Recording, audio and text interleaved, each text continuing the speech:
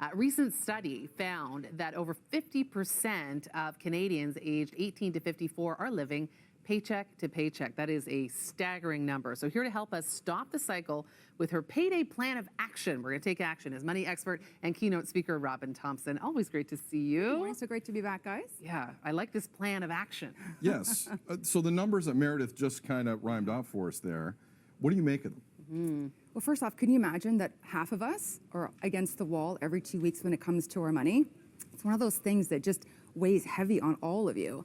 And why is that? So it's inflation, it's interest rates, it's house prices, it's rent, it's all of those things. And what it also does is it can cause a bit of shame, right? When you're living in that space of continually trying to find enough to make it work, it seeps into other parts of your life. So you start to feel a bit depressed, or you start to feel a bit more shame around how you're managing your financial decisions. So it's really important for us to move beyond that and take some action. Yeah, I love that idea. And also just know, we're not alone right now. If that's something you're going through, you heard those numbers. A lot of people are going through it. So we make mistakes when we get paid. So we get paid, we're like, yes, amazing. And then we sort of just goes away, into dollar bills. So what can we do when we get paid to set us up for success? Yeah, and that's the first thing, is that the biggest mistake I see people make is they don't plan to save. So the plan is, I'm going to save what's left over. And we know how that goes, right? So one of the things you want to look at is you want to make sure you're intentionally when it comes to your spending and your saving. Because when your brain looks at the money coming into your accounts, it's looking at it in a short-term basis, saying, oh, I really want that, I really need that, versus looking at long-term financial planning, long-term financial security, and saving up for those things that you really want. So it's about taking a step back, looking at what's coming in, but planning for what you save. Because trying to just save what you've got left over, we're going to spend everything. For sure. Yeah. So you have 3 things everyone should do when you get that paycheck in order to avoid some of this pain in the days and weeks and months that follows. Go through it. Change people's lives, please, Robyn. Okay, let's start. First thing you want to check to make sure that the numbers are actually right, because people make mistakes. Good so you point. want to make sure that, are you actually getting paid what you're supposed to be getting paid? The next one is you want to take a look at your needs. What do you actually need? I know this sounds very basic, but where is your money actually going? When it comes to rent, or it comes to mortgage, insurance, what are the actual non-negotiables you have in your life that you need to take care of? And then you want to take a look and see, well, if there's no money left over at the end of the month, how do I reevaluate where my money is going?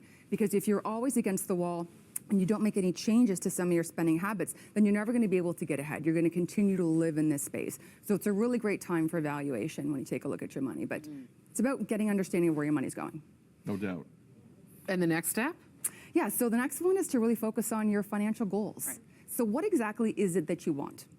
And that's a question, what do you want? And when you can become really clear about what that looks like, then the idea of short-term indulgences kind of gives way to longer-term financial planning and budgeting, because you can actually create an environment in your financial life where you can get things that you want. So it's about understanding what that looks like and putting some steps in place to be able to manage it accordingly. It could be tax-free savings account where your money is growing tax-free. It can be paying down debt. It could be putting money towards an emergency fund, a house fund, taking a trip to Italy, like whatever it is that you really want to do, put it in stone so you can start building towards it versus just spending money to spend money.